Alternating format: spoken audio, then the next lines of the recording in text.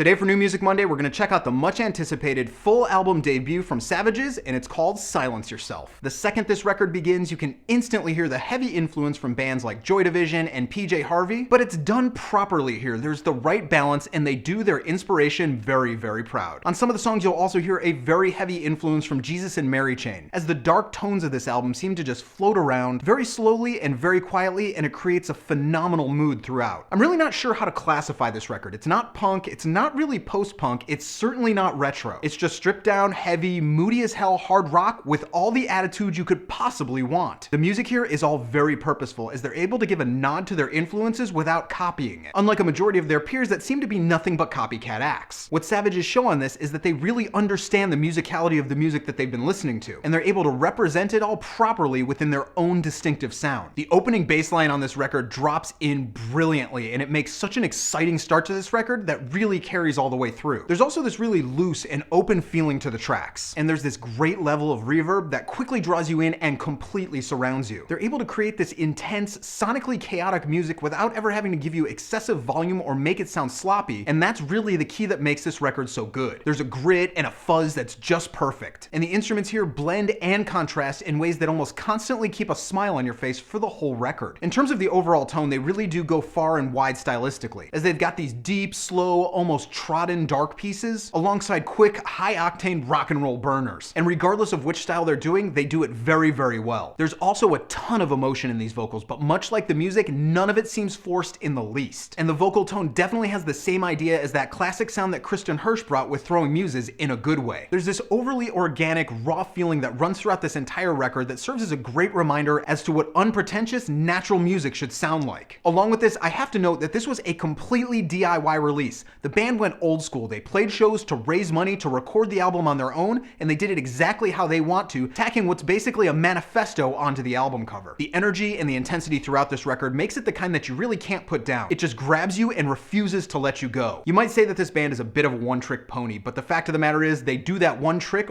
really well. This is just a damn good record, any way you slice it, and on the buy it or borrow it, this one is a solid borrow it. So that's what I got for you guys today. I hope you dug it. If you did, go ahead and click subscribe, leave a comment, click like, whatever you want to do. You can follow me on Twitter and Facebook right here, and I'll see you guys again tomorrow.